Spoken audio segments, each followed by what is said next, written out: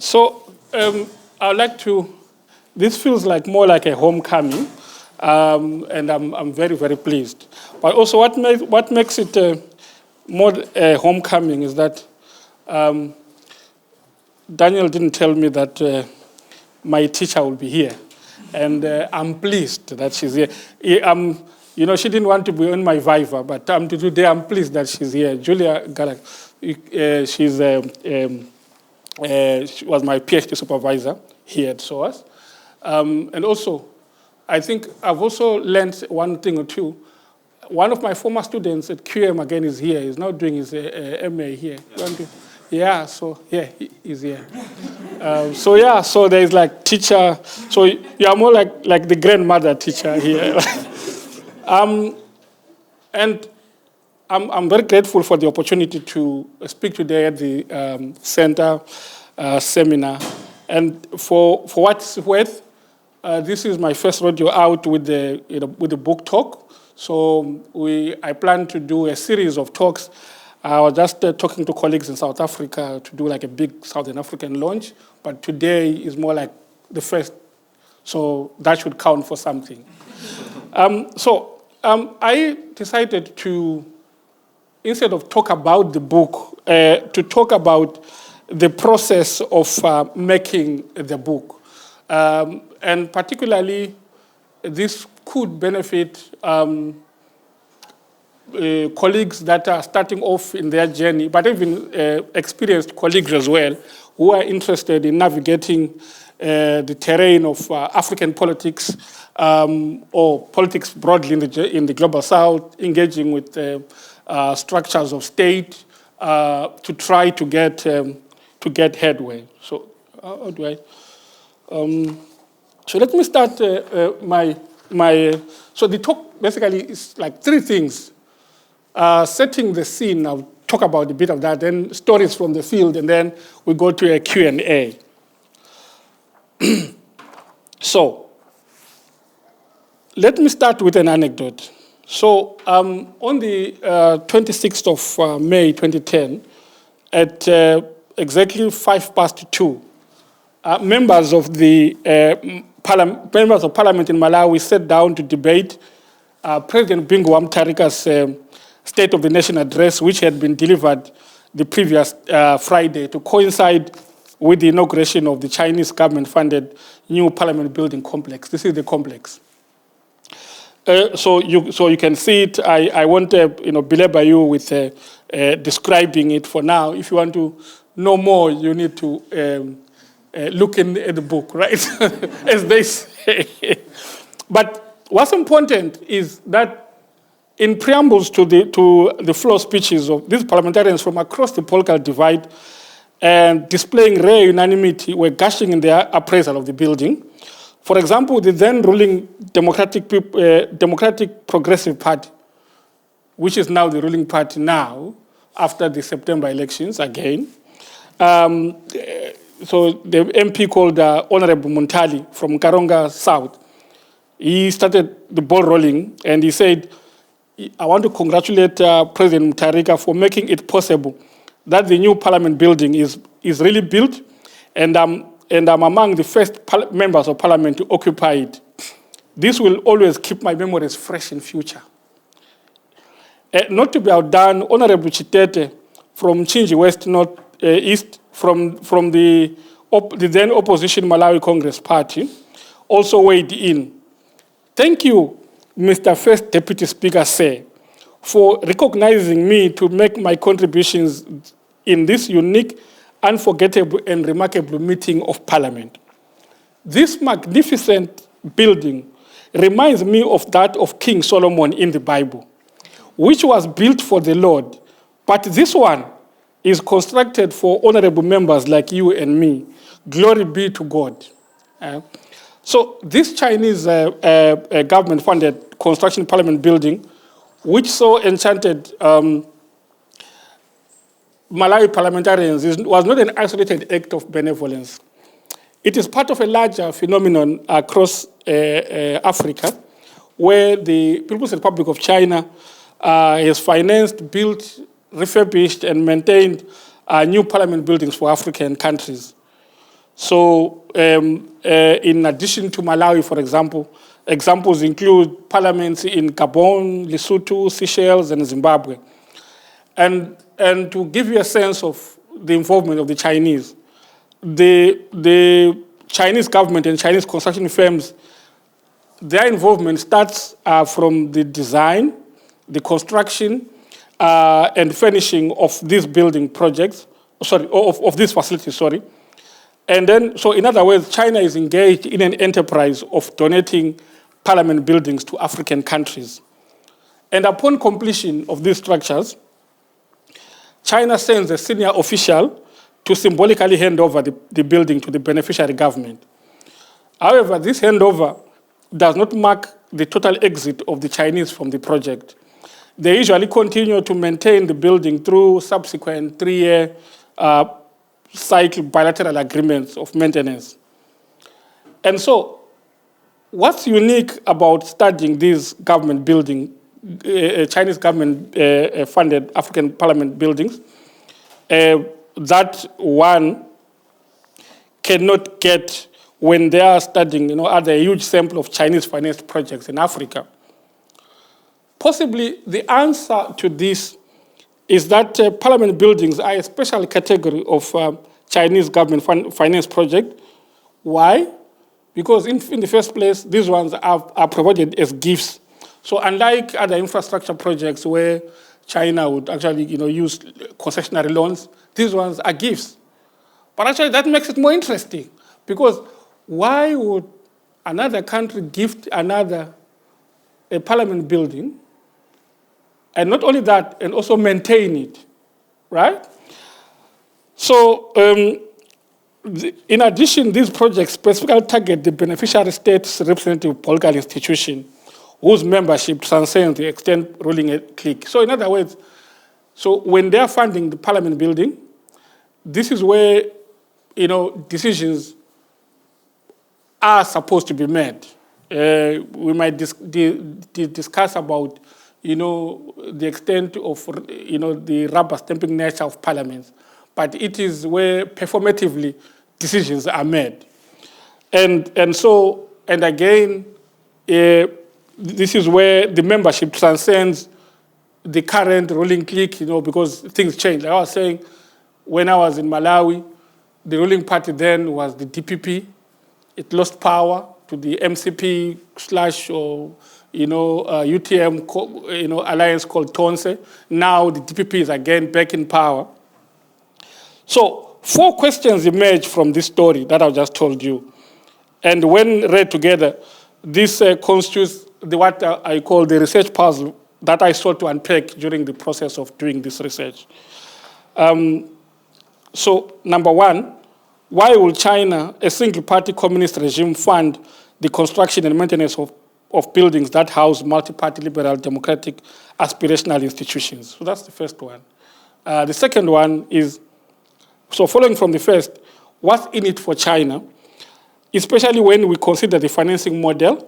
China finances the construction of these parliamentary built structures through 100% grants and not as concessionary loans. Then number 3, why do ruling elites in Africa acquiesce to receiving as gifts such symbolic buildings that are ultimately tied to national identity? The buildings are not even too expensive. In the Malawi example that you mentioned, the cost of this building was around 50 million. The Zimbabwean building is about 100 to 125 million, depending on who you are talking to. So this is money that even low-income countries can easily raise to construct their own parliament buildings, right? So 4, how are these building projects proposed and carried out? Who designs and constructs them? How do they reshape, the work of parliament? Who maintains them? And when completed and used, how do they organize the work of legislatures? So those 4 questions sort of like give you a sense of like what I was doing. But today's talk is not so much about, the substantive aspect of the book, but talking about something else, which is usually less forgotten, and stuff that I'm working on on reflecting on fieldwork. So I have lots of paper here today. You see, these are my fieldwork diaries. So I used to, whenever I went for fieldwork, on each day, I would write what I thought the day happened and document it. And I think it also like tells its own story separate from the book. And that's what I want to share with you today. So from I want to talk more about the reflection on fieldwork choices, the stumbling, the messy nature of the stuff that I had to go through. So from September 2018 to July 2023, of course with breaks, I worked on this research project, including traveling to Lesotho, Malawi, and Zimbabwe, conducting elite interviews, spent a minimum of 50 days in each parliament building, observing the workings of the buildings, conducting focus groups, and spent a minimum of 50 days and conducting focus group discussions. And then I went back to Zimbabwe also and was privileged to film the parliament building. So I went to Zimbabwe when the building was like this, and then went back when it was now like this. So I sort of like know how the building went. Now let's talk a bit about stuff that I want to talk about. So my stories, I'll talk about only 3 stories before we do a Q&A. I said stories from fieldwork. So one of the things that we learn when you are conducting research, fieldwork research, is access to research sites and negotiating access so that you can be able to interview or talk to your informants, as it were. And so one of the things that I did was that I needed to go to those parliament sites for me to be able to understand first their story and how they work. It sounds very easy sometimes when you are sitting in London and thinking all sorts of things and applying and you get your ethics approval done. Then you fly there, then you realize that things don't work as easy as what you thought. So let me just talk about the story in Malawi, which was my first country case study. And also, which was also quite difficult because, not that I'm praising my supervisor when we were speaking about that, he says, we have 3 cases. 3 cases in a PhD is kind of like, okay, it's too much. Yeah, I can handle it. And then 1 case, of course, was another country, which I won't mention now, which was a nicer country than the other countries here. It was going to be feeling more like a holiday. Anyway, so I say, okay, I'm going to Malawi. I'm going to then, of course, I came to academia with kind of more than 2 decades experience in African politics. So I believe at the risk of being modest, I know my way around. But this is a whole different ball game altogether. So when I say, okay, whom do I know at the Malawi Parliament?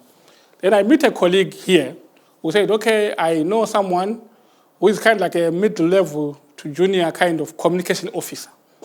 So you'll introduce yourself there. And I'm like, yeah, I have a contact. Then I got there very confident. I contact my guy. He comes and then he listens to my story. And then he says, okay, leave your papers. Then I'll see what I will do. Then I say, okay, then that means this guy will sort me out. But to cut the long story short, it took me 17 days to finally get authorization. Right? So I'll just read a bit from the 3rd day when I submitted the application papers. Then I'll go back to the story of what I then did. So this is the entry of 3 July. I submitted my parliament building access application papers. Formal wear is a must when navigating parliament. Formal means jacket and tie. The building is imposing, stately, feels and has an aura of power and authority. one cannot help but be careful to follow procedure and observe all the required niceties when there. Security checks start at the gate, itself an ornate structure teeming with security officials and parliament staff. After that, one has to walk for a 200-meter distance towards the imposing and elevated structure. But before one gets there, the statue of Bingu wa Mutharika, the president who commissioned the building, greets you in a flailing embrace with ironic words on the left side of the pedestal holding the statue. Malawi will be developed by Malawians. And then I then put back, I said, check verbatim. I wanted to see whether I quoted it correct. It was like, okay, one has to climb, I said X steps because I said check count. I didn't check, right? One has to climb X steps to get to the fore of the building, which is separated into two sides with 10 pillars apiece. It feels like one is ascending towards the staircase of power and into a void. The steps and the concomitant climb may be emblematic of the ivory tower nature of the building or an ascent into a space where theater and role fulfillment take hold. It is dense with formalism, and its secluded nature casts it as an edifice to be observed from afar by passerbys. The building itself is a self-enclosed political ecosystem with hierarchical structures. In brackets, the clerk has to approve. With the golden geese who lay the golden eggs, in brackets MPs, the memory bank. Hansard parliamentary staff can give you what happened in the committees in the previous pile. And the guardians of the palace, security will be interested in your project. I had a great meeting, and then I go on to talk about my meetings later on. But so that was my first impression of the building, and I was right. My colleague couldn't help me. So as the days went by, day 2, day 3, day 4, as I said, 17 days, I then had to change gear. So I then realized that for me to be able to get access to the building, I needed to do something dramatic, which was what I was supposed to do, understanding power hierarchies. So in Parliament, so there is the Speaker of Parliament, then there is the Clerk of Parliament, who is the accounting officer. So if you go to the Speaker of Parliament, you won't get help, because he's the political head. If you go to this junior level officer like what I've done, things don't permeate. But the accounting officer is the person that you have to go to.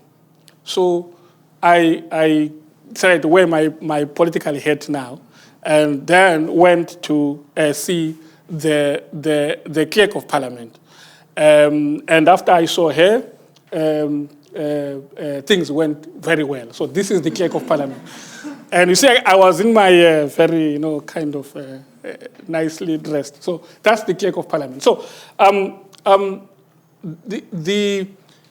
what I learned, and I talk about this in terms of access, in terms of utilizing hierarchy, to show that once I learned that if I'm able to crack at the top, I get access and I get authorization. So it's a technique that I reproduced in Lesotho, and in Lesotho actually I was now using the reference of what I did to come here. Also, this was now like just waiting for just like picture moment. But the clerk of Parliament was key. Then here, remember I said that I went to the building when it was still being constructed. So this guy is retired now. He was the Parliament. He was the manager of the Parliament building project. So he was literally the gatekeeper. And I'll tell you about this guy as my last point on access. So he was so powerful that at one point when we were going there to the building site, the Minister of Foreign Affairs were taking guests from the Nigerian delegation to see the Parliament building. So they called and said, okay, we're going to go as a convoy. And then we were still in the Ministry of Public Works. So the Minister of Foreign Affairs guys, they were supposed to meet the military parliament as well. Then they decided, no, let's go up the hill. So they went there, Minister of Foreign Affairs with diplomats, right? Nigerian diplomats. When they got there, they were like, Who are you? Parked by the side. And then when we were traveling, and then they called him, they said, no, but we're just here. No, they're not allowing us to go up. And I said, I told you to wait for me. So that's how, also navigating hierarchies and knowing who to contact and how to contact these people and get stuff done. So in a way, that the key learning point there was that you need to be adaptable. When the old plan doesn't work, try a new one, and also understand how bureaucracies work. But let's talk about the second story, which is the penultimate story before we do a Q&A.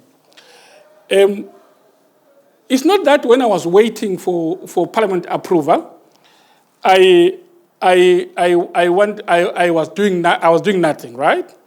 But the buildings were important in that I needed to have access to the buildings, so that because without access to the buildings, I wouldn't know how they really looked like. I wouldn't know the actual footprint of the Chinese in them, and what the people who worked in them thought about the ways in which the buildings organized their work. So that's why I needed to be in the buildings, to work in the buildings, to eat stuff with colleagues in the buildings. So that's what I wanted to do. And I did that successfully for 50 days in each Parliament building. But the buildings alone won't tell the full story. Even the people who work in them may not be able to provide the correct historical context. I wanted to know the buildings, where they came from, how they were conceived, the controversies in their design and construction. So this I couldn't get in the buildings. So now I started to triangulate, to map the backstory of the building. Also, where do I get the retired people? How do I access that? For this one, I'll use two stories. Let me start with the Zimbabwe story. So when I go to the Zimbabwe story,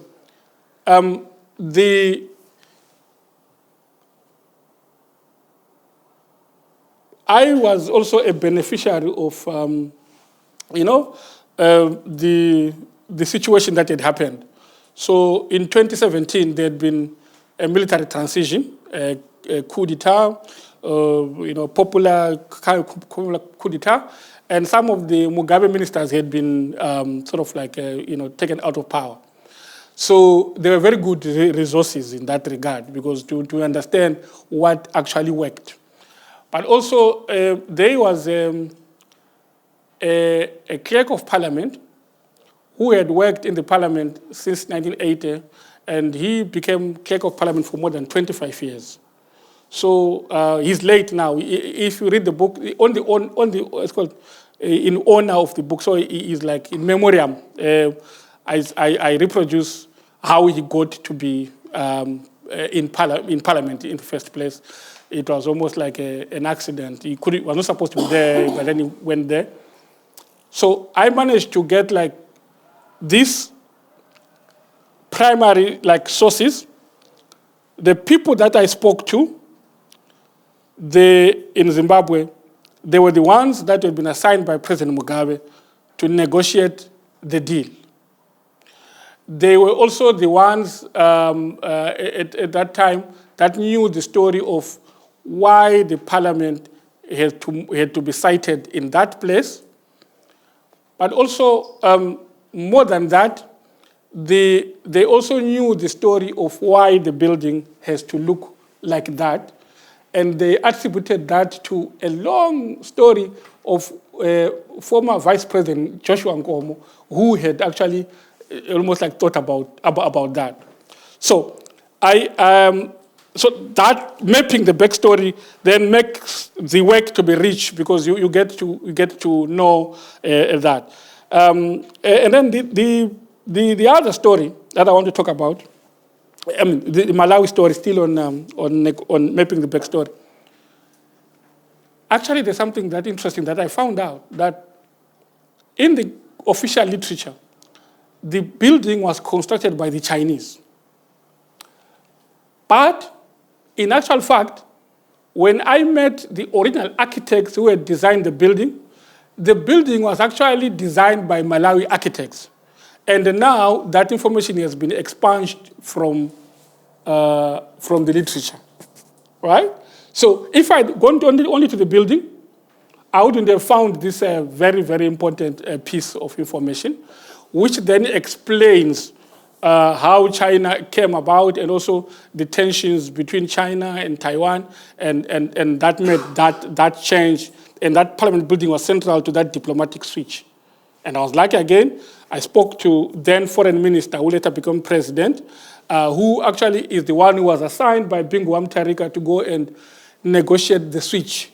So these guys went under the radar, whilst the Taiwan foreign minister was going to Lilongwe. They were going to Beijing to sign the deal. And I also spoke to the then Minister of Public Works, who then became the first Speaker of Parliament in that new building. So it was important for me to do that. But here, the essence of it is that I did that because I was trying to map the backstory. And it was not systematic, sometimes it was messy. Some of the people, it was more like, okay, I get this story, then I will be able to find this. I have more stories, but Tessa, your time, because we agreed on time. Let me quickly go to the last bit before we go to the question and answer, which is dealing with unforeseen circumstances, right? So when you are a researcher, you don't know like what's happening, right? In your object of study, the unit of analysis, whatever, you are doing your stuff, and you think, when you get your access, you are fine. But there was a problem that I faced when I got authorization from. I go to Zimbabwe. I use my technique of the clerk thing. So the acting clerk then, she gives me authorization. I feel good that my strategy has worked. And because I'm Zimbabwean, I'm like, okay, I'm good now. But I then, now in trouble that I don't know. So I'm busy moving around, like, in Parliament building, the old one, because remember, this was being constructed, moving around.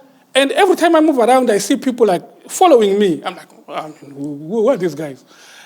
And then later on, I hear that the people, the security, Parliament security, had not been consulted when I was being given authority. So when the real boss came, the actual clerk came. So those guys went to complain. And when they complained, I was put on the crosshairs. And then arbitrarily, my authorization was removed on the spot. They said, they sent me a letter, they removed my authorization. And I'm starting on panic, and I called my supervisor, and she was saying, like, leave the country. And I said, no, I'm not leaving this country. I'm born in my dad, like, all these kinds of things. But I didn't want her to worry. So I went aground, but I also didn't know what's happening. But courageously, the story is quite interesting. Then I go back to Zimbabwe in 2022, which was like 2 years later, when now the building is like this. But they're still in the old Parliament building. When I get there, now I'm filming. It's now worse. I'm filming, and I bring this crew, and I have authorization, and these guys don't know stuff about what I'm doing there. And my crew is actually standing in front of, just opposite the defense house. So the parliamentary complex, there's the parliament here, the Supreme Court here, then there's the Ministry of Defense there. They're like high security area. So these guys are pitching tape, and then they're filming there. So we film. We interview on camera the clerk, and we are done. We are leaving with my crew. And when we go out of the clerk's office, just by the PA, we see these guys there. And then they are like, the guy said, sit here, don't go anywhere. So these guys go into the clerk's office. Then we were called in that we were filming here. We filmed a tattered flag. Like a flag, on the flag outside. This flag was tattered. Then they say, these people are going to take this to London. and it's not going to be very good in the image. So we needed to go up there and put a new flag, and then they'll film that shot again, and then we put on the computer, we delete the old bit about the flag. But here there was a problem that door going to those steps had not been opened for more than a decade. And no one knew where the keys were. And we felt more like we were under house arrest now. But to cut a long story short, something was done to the door. The offending flag was removed, and then the new one was put up. And so these are things that you can't prepare for. And also, if you are there now, you say, no, I need to go. Like, then you are creating problems for yourself. So those are some of the complexities that I wanted to share. Just 3 things: negotiating access, mapping the backstory, and then dealing with unforeseen circumstances. So I'll stop here for now.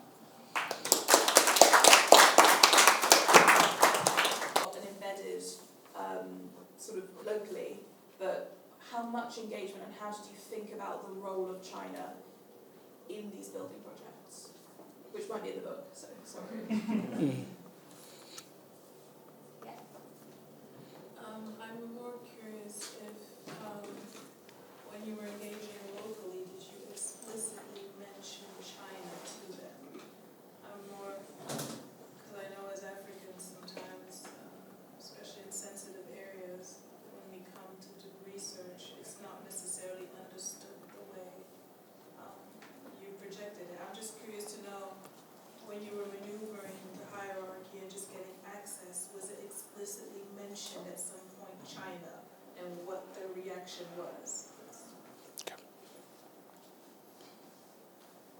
Those two seem quite thematically linked, so do you want to go ahead with that? Okay. Oh, thank you so much for this great question. So the first one is that how much engagement with China did I have in the project? So I decided early on that this project is not so far. Initially, I struggled. I said, why is China doing this, right? Why is China constructing this parliament building? And then I realized that if I frame it that way, like, where will I find the answer? Because, you need to ask a research question that you can find an answer to. I'll need to go to China and then ask them, like, why are you doing this? And then they'll tell me, no, solidarity, brotherhood, all sorts of things, right?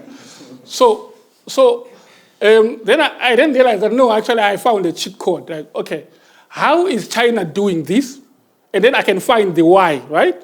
So to get how China is doing this, I need to go to see the buildings. I need to learn about the story, who designed them, who actually asked for these buildings, were they offered, and then like what was the politics of construction, right? And all these kinds of things. So the how bit then will tell me that. So, but that doesn't fully answer your question. Then the issue of on site, when I want to talk to the Chinese, so I did it in Malawi, I wanted to talk to the construction firm because they are there, they are maintaining the building. They were reluctant to talk to me.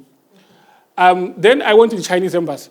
And again, this is something that I learned, right?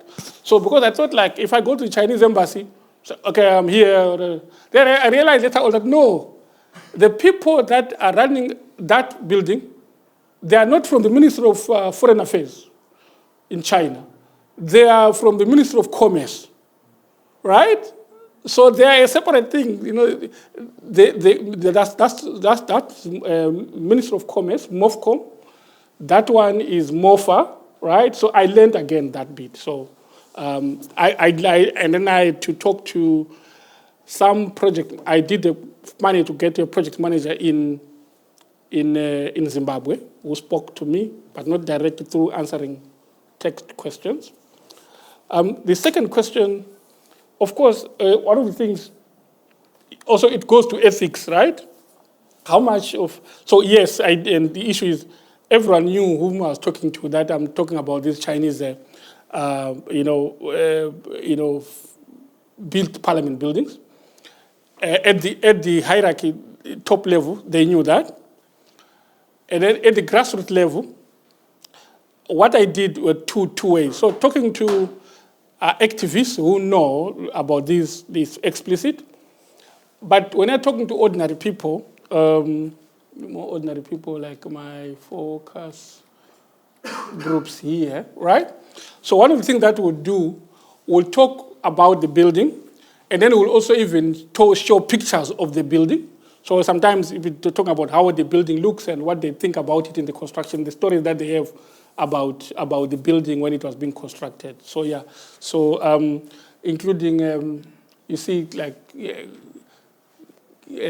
so that's like, both at elite level and grassroots, I was explicit about the work that I was doing, but I was asking different questions. Yeah. Thank you for a really interesting lecture. You kind of alluded to this in one of your stories, but I was kind of curious. How did your identity impact your ability, or maybe hinder it, to do research in these multiple contexts? Especially because you are dealing with stories in parliament. One nationality doing parliamentary research in another nation, like state. How does that affect your work? And then, how was the journey from a PhD thesis to a book work? Maybe this is a very selfish question.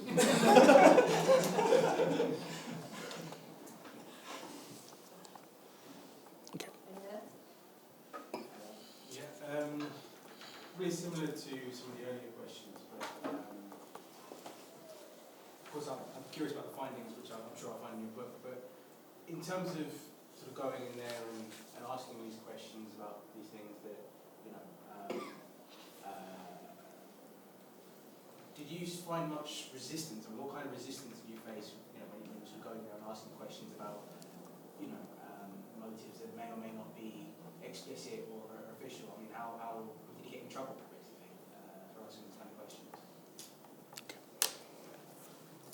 Yeah, should I come on? So I have two questions. One, I don't know if you'll be able to answer this because you might be in the book, but I was interested about really the location of the buildings and how does that then speak to the question of nation making and how people found the buildings accessible or not. I don't know if you got into that in these three different contexts and if they were similar or different. The other question I had as well is when you were observing the buildings, if there were any like classes of people who work inside these buildings that perhaps held more information about really the making of it, or kind of like the juicy bits about how then this Chinese impacts on the nation making, kind of, like were the people that are like the politicians, the assistants, the cleaners, like I kind of was interested in that as well. Okay. All right. So yeah, I hope that I captured them. If I don't, then it might help me. So this question about identity, my identity, I don't know, my identity as a Zimbabwean or as an African scholar, one of the things I think probably might border on hubris, but when I'm on the continent, like I feel like I can work and walk anywhere, so I don't have like those kinds of limitations. So I didn't feel it. In fact, that's why I realized that I got problems in Zimbabwe because, not because, where ordinarily I wouldn't have expected to find them. But I was expecting that because in Zimbabwe it is a dynamic again that, I have a history in terms of my civil society experience. I'm coming here now saying I'm wearing an academic jacket and stuff like that. But I've always, my politics even then has always navigated across the divide. So I didn't have like baggage. So I didn't feel constrained at all. The only thing that I might say is in the focus group discussions, I felt like even though I got some translations, it could have been better for me to hear in Chewa, in Malawi, what they think about this, and also in Sotho, for example. But those are the only things that I would say if I had that advantage, probably it would have made it better. And then, okay, I'll come back to this one, how book journey to the PhD. Let me just finish the others. From the PhD to the book. Then you said, I think your question, you said, did you find any resistance, and or like, you know, when I was asking those questions, and I think it's the similar question that I mean, similar answer that I can give, that whenever I engage, I'm sort of like, I think, at the risk of being modest, like I'm daring. Like I was saying, like, oh, who goes and like films in front of, like, you know, like the defense house? It's, you know, because as long as I follow the right kind of protocol, I'm able to ask questions that matter in a respectful manner. So again, that bit of me then comes in terms of, which anyone can use, in terms of how you actually get people to open up. Probably cannot be taught, but it can be practiced, right? Like how to get people to actually trust you with their story, to open up, and to facilitate your kind of work. So I felt that I managed to get like all the things that I needed. And again, I think it was also based on the fact that I knew that I was sort of like, I had a backup system, right? So if you have people who root for you, you'd say, I don't want to fail. But also, if you are as reckless as I am sometimes, okay, you want to push envelopes, you also know that those people will actually also not want you to get into trouble. So you know how to push to get results, but also not push enough to get into trouble. I don't know what, I understand what I mean. So like that thin line of going for more, but knowing like the limits somehow. So I didn't get into trouble, apart from the story that I mentioned. And then this is very interesting. Talk about reading of the location. There's stuff. I'm not plugging this like Boris. You know, I don't know whether Boris was what you say. Read the book, like. So, but I'm not plugging it. I speak about this in terms of the 3 locations of the building. The Malawi building, you see it, it's just next to the road, right? So people, when they pass by, it's called something like Presidential Boulevard. So the road that is in front of this building, it goes straight to the State House. So people experience it, daily. But these 2 buildings, I put them there. They are sort of like far from the population.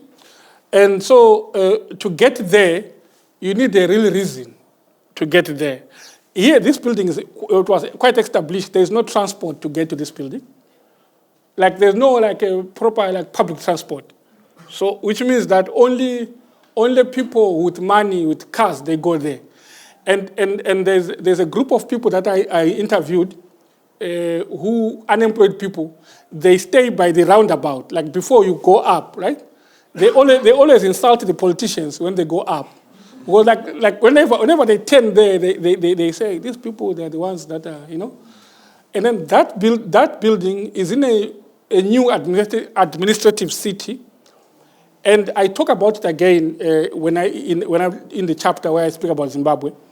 Something quite interesting, that the building, this city is going to be a special city where there are these ministries of the Central Intelligence, Foreign Affairs, all the people-facing ministries are going to remain in Harare. So the people are complaining, like, for you to go there, like, why are you here? And then they say they're going to use these smart cards of access. This building, at the back of it, is an army barrack. So you can imagine, right? So in terms of access, that mediates those kinds of issues. We can talk more about it. And then in terms of, this question about classes of people who work in the building. So that's quite, again, that's a very interesting question, because if I'd gone to the clerk, I could just get, the formal kind of thing. Okay, the clerk and then these big people. But I ate in the dining room. So in the dining room, there are 2 dining areas. There's one with, this white tablecloth, special, and it's double the price. I ate in there. That's for honorable, members of parliament. I mean, ministers, honorable. And then there's another one, which is not like, there are no tablecloth. They are like, the parliamentary staff. So I also ate there and made friends there. And the one story that I can tell, many, but I'll tell you just one anecdote of a juicy story that I learned when I had interviewed these artisans who maintain the building. They maintain in course because the Chinese are responsible for maintaining everything. They told me, I talk about that story again in the book, that when the Chinese artisans, they were not telling them how to maintain it. So this electrician, he was following the guy, the Chinese guy, doing the stuff and then Googling what they're doing. That's how they were learning how to work. And then the cables, right? The electricity cables. So there's like standard. This one is for live. This one. So there's a conventional way of doing things. The Chinese did vice versa. So you might look at a neutral. It's actually live. So I don't know whether it was a mistake. So you see, those are kind of juicy stories that like you can like get. You can't get like from these top people, and so yes, there are many of those kinds of like juicy stories. Last one on the PhD again to the book. I think there's 2 things. It's possible, and I don't want to praise her because she's here. But my supervisor gave me like carte blanche ways to think, and I wrote the PhD as a book in a way, because if I had not been given that, okay, you're supposed to have this methodology chapter. No one wants to read about methodology as a chapter, or findings chapter. So I wrote it as a book, and I was given permission to do that. So that made a difference in terms of what I had when I now started to convert into a manuscript. It was already something that, if I had gone for some other publishers, I would just publish it quickly, right? But I wanted to go top end, so I had to do like lots of kind of revisions and also add another theory chapter. So, but that helped a lot. And what I could say is, for people who want to do that, particularly those that have not yet started to do the writing up, if they want to do the book, they have to think about how it would look like if it were a book, right? And then work like that. There will be changes, of course, but it will make the job to convert it from a PhD thesis to a book much easier.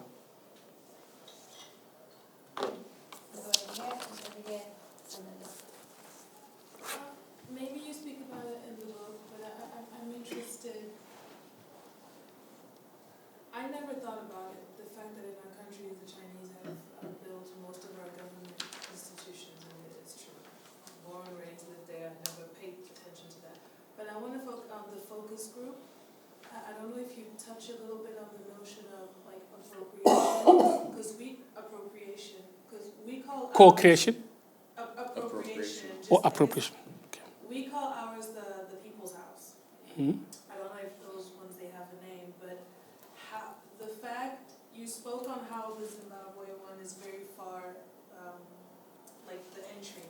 Mm-hmm. It's the same thing with the DR complex, so it's very far. Mm-hmm. It's the same, the stairs and everything. Mm-hmm. But I'm just saying, how does, in the focus group, did it come up, the question of how do the people still consider this their house, in considering the fact that it was built by other people? Because you mentioned it for Malawians, but it's made by the Chinese. I'm just saying, is there like do they feel like it's theirs?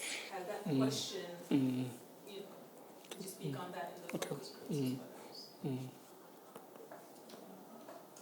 Thank you very much. I have 2 questions which concerns the form and the function of the building respectively. I was just wondering, because I'm also interested in China A's in South Asia in general and Nepal. I was just wondering, those buildings are quite spectacular. And China is quite obsessed with building spectacular buildings. Not like I'm mostly interested in more the raw things, but those are quite spectacular.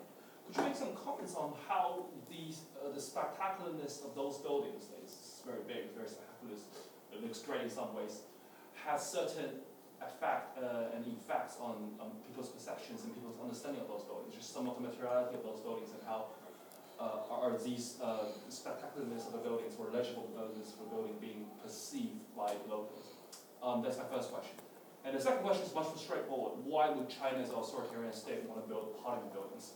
Yeah, this quite, are there any specific purposes for building parliament buildings? A bit, this is a bit puzzling. Yeah, no, I wish I'd had your political skills when I was doing my PhD. I would have gotten further, I suspect. I've got a question actually about your findings. I'm just curious. It falls on in a weird way from your electrician story. So, I'm from the United States, and the U.S. builds everything overseas, its own embassies, etc., for surveillance and purposes. And so I find it kind of amazing on a certain level that anybody would accept a parliament building from China, given concerns about possibility of surveillance, et cetera, et cetera. So I'm curious if you could sort of speak a little bit about how, or if at all, legislators, decision makers were thinking about the benefits, getting a new building, versus the trade-offs in terms of opening and future maybe security issues. I'm just curious, was that something that you heard anything about, or was it just a non-issue? Okay.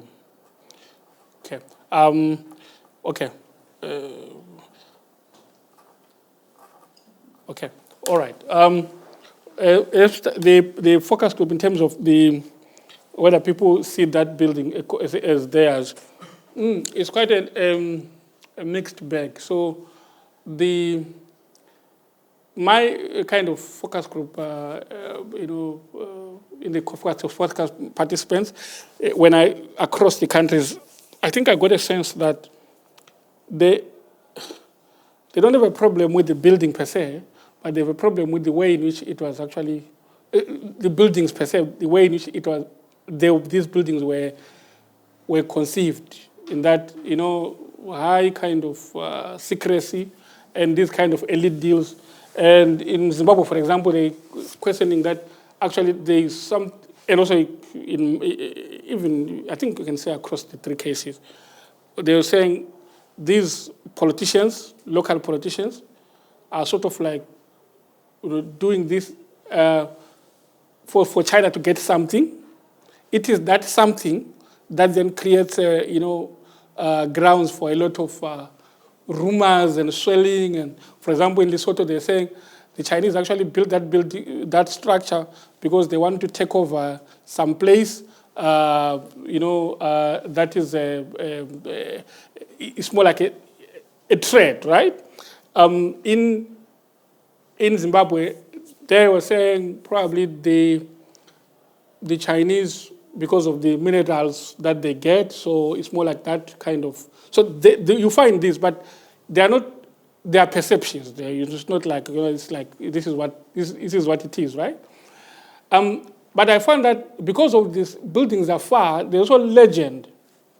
For example, in the Zimbabwean Parliament building, these colleagues in the focus group would say, no, actually, we are told that in that building, there are actually showers and bedrooms for members of parliament when they are tired.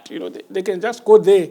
So this legend forms because the projects are highly secretive, and I might tie this to the answer. I mean to the last question about this idea in terms of the trade-offs by legislators. Actually, legislators didn't have a say in the construction of these buildings. All three of them, they didn't have a say. So I built a framework in the book that explains the process of like how this happened. So I talk about something called state top office endorsement.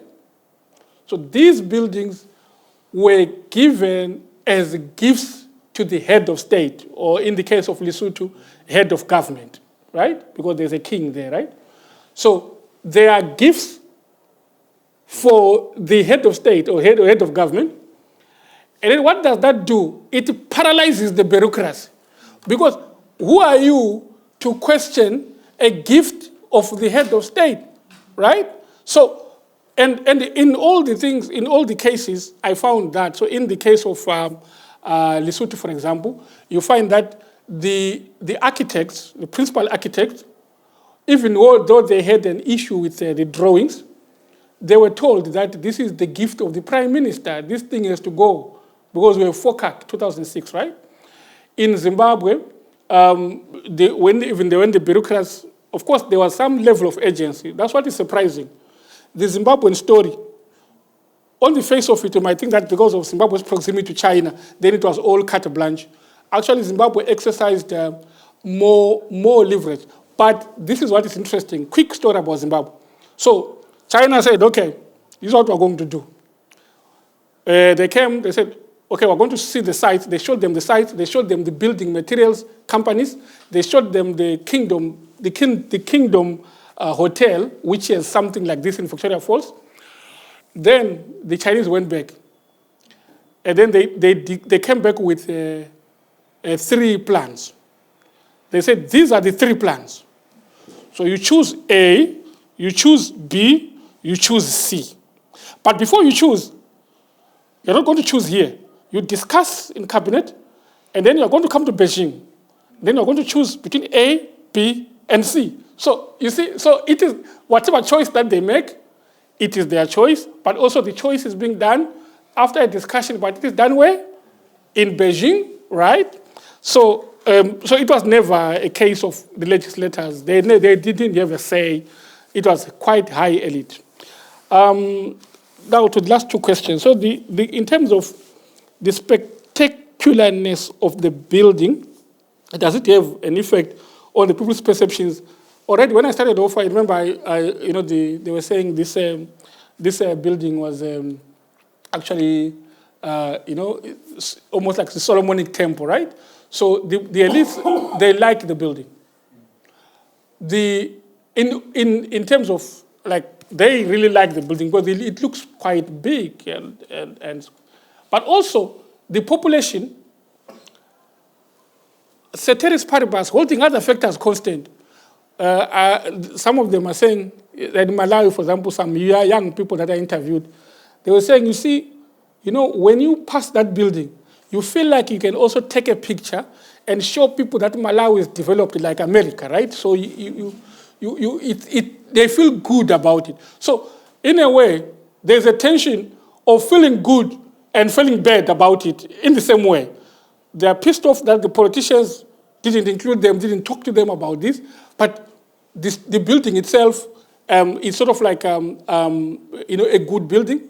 But beyond that, I also make an argument about something called, in legislative studies, called legislative institutionalism.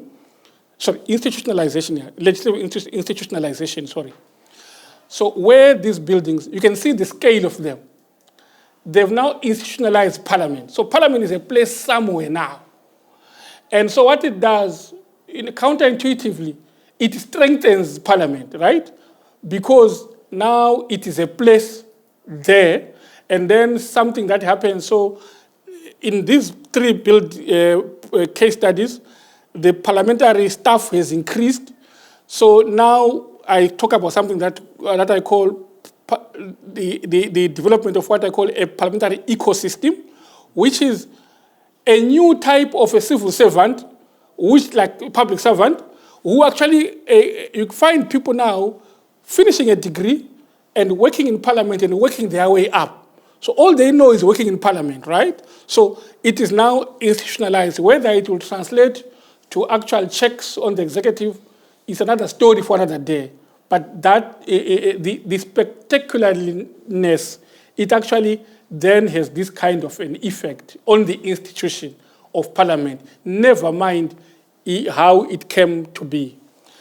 And then the last one is, why will China do it? And actually, I got this answer at the end when I was now writing my last chapter.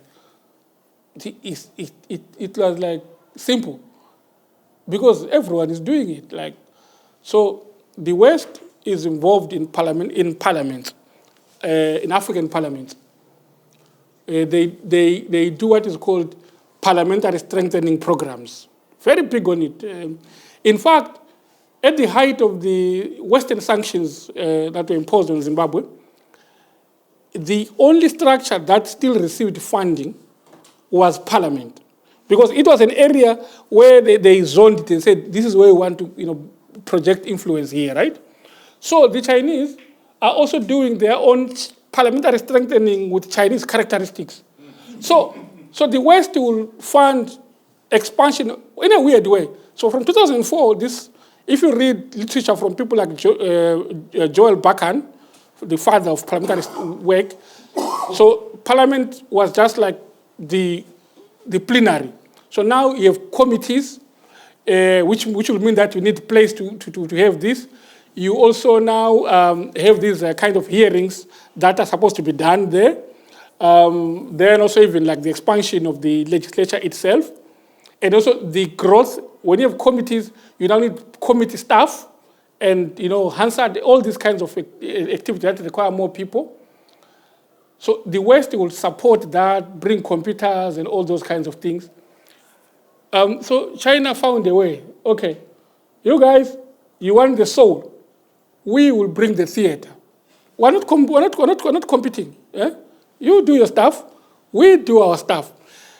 Just as an anecdote, Malawi just had an election, and the members of parliament were sworn in last week.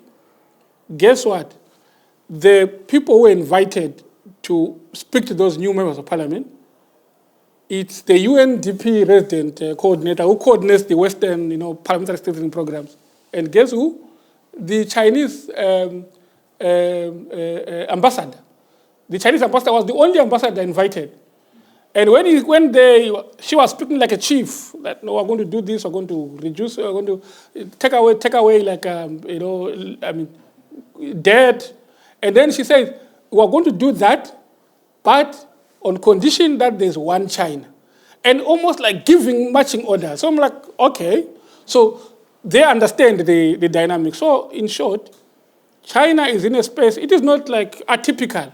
It is typical of a major power. It has to be there where the action happens. And it is playing the game of the big boys. It's nothing atypical about it. Yeah.